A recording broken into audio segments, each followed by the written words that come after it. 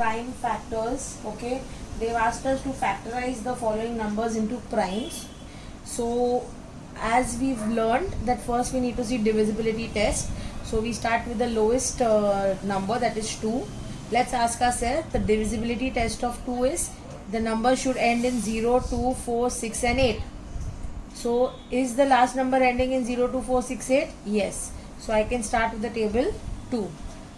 So cut. Let's see how we solved these sums. We have to find the prime factors of the sums for practice set 11. Okay, so I'll just write it here. Prime factors.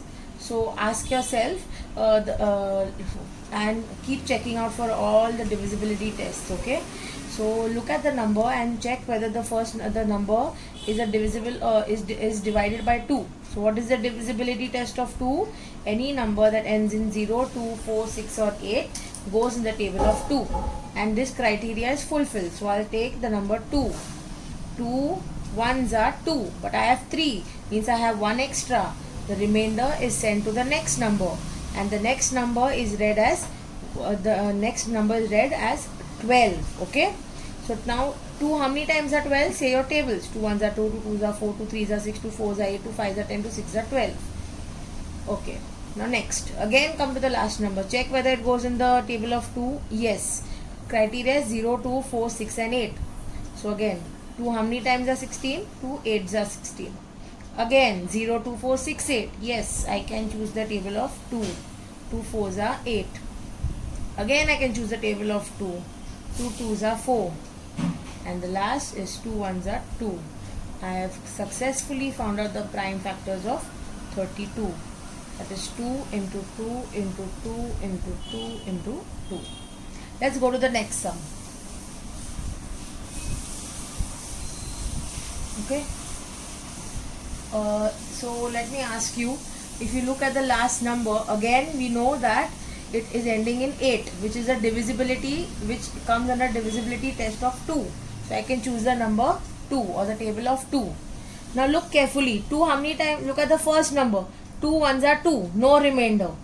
2 zeros are 0. 2 fours are 8. Okay.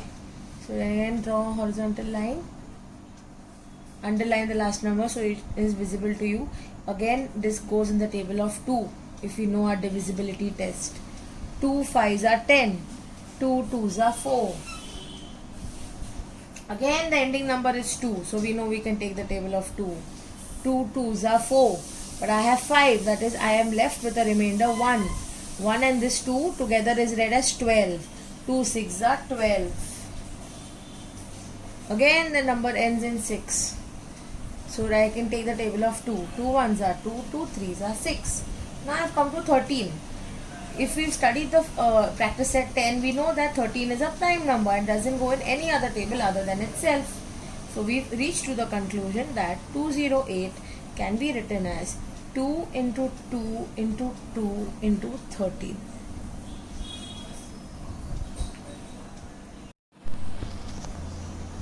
So let's take the third sum. 57.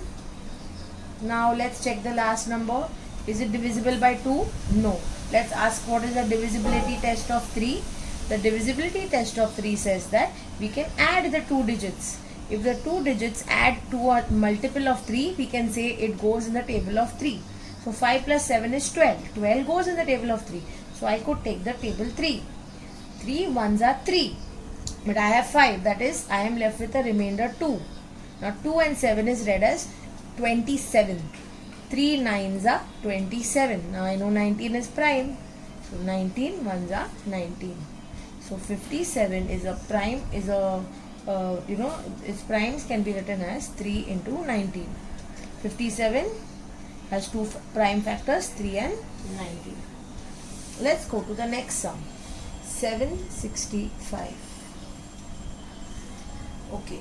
Now ask if whether the table number will go in the table of 2. The numbers, the ending number is not 0, 2, 4, 6, 8. So you cannot choose the table 2. Ask whether it goes in the table of 3.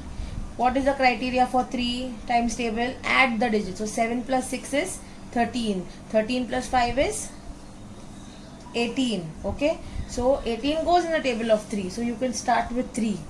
3 2s are 6. Look at the first number. Okay, 3 2s are 6, but I have 7, so I have a remainder of 1.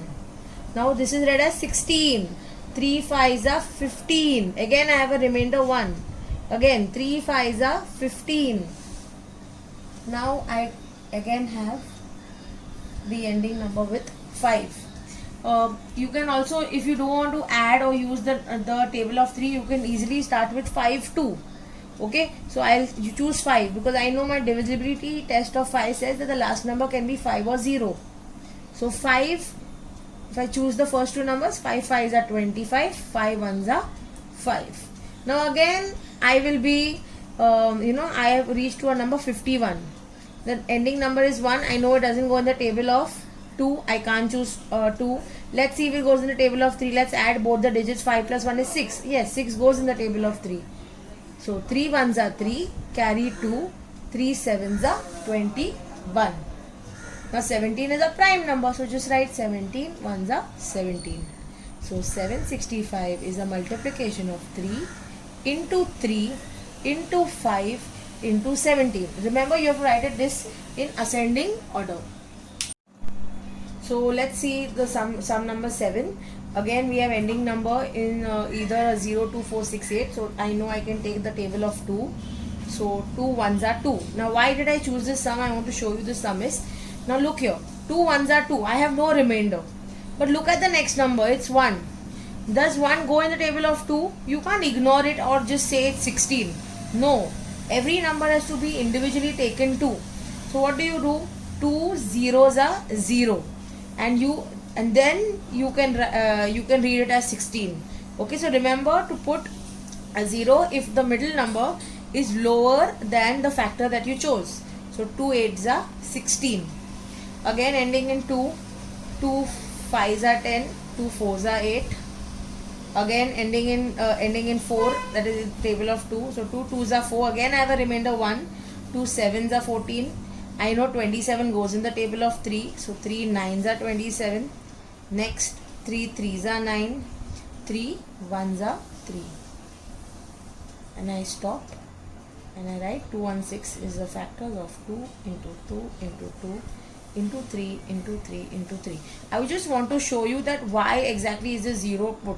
If you have a normal division also, like suppose if I show you a normal division of this, how do you write? 2 1s are 2, correct? And then you get 0. Then you put this 1 down. You take one number at a time. Now this 1 is not going is lower than 2. So what do you write? 2 zeros are 0. And then again you put the 1 down and then you put the 16, right? So similarly, if you encounter any number lower than the factor you chose, please remember to put the 0. Okay? Don't read it together. So and then you write 2 8s are 16. So that's how you get this number. So remember, it's just similar like it and it's even more faster, this method. So let's go to the next sum now. 377. Now try with 2. No. Try with 3. 7 plus 3 10. 10 plus 17. Now I'm try with the number 7. It's not going. Try with any number. You will get such sums. Okay, and you'll be stuck. So remember, these prime numbers can come to your rescue.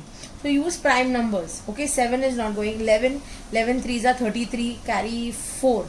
No, doesn't go. Go to the next prime number. Go to the next prime number after 11. 13.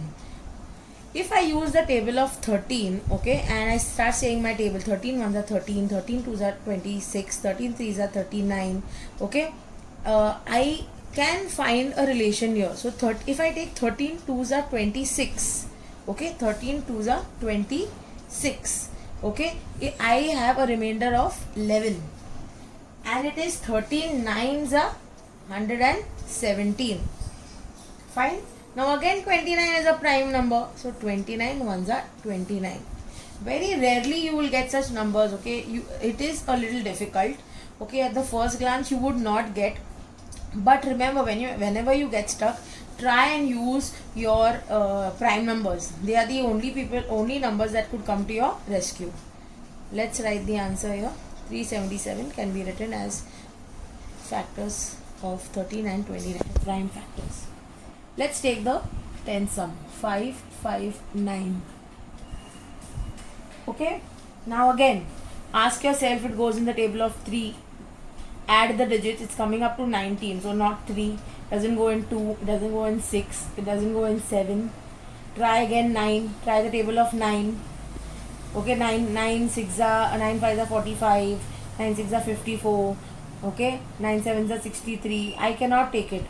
It's not, I'm not getting a table that goes into that. So let's go to 11. 11 5 are 55, I have a remainder 9. No. Let's go to 13. If I take 13 4s are 52, okay, and I get a remainder of 3, so yeah, it is going in the table of 13. So I choose the number 13. 13 4s are 52, carry 3, that is 39. I read it as 39. 13 3s are 39. Now 43 is again a prime number. So 43 1s are 43. So 559 can be written as 13 into 43.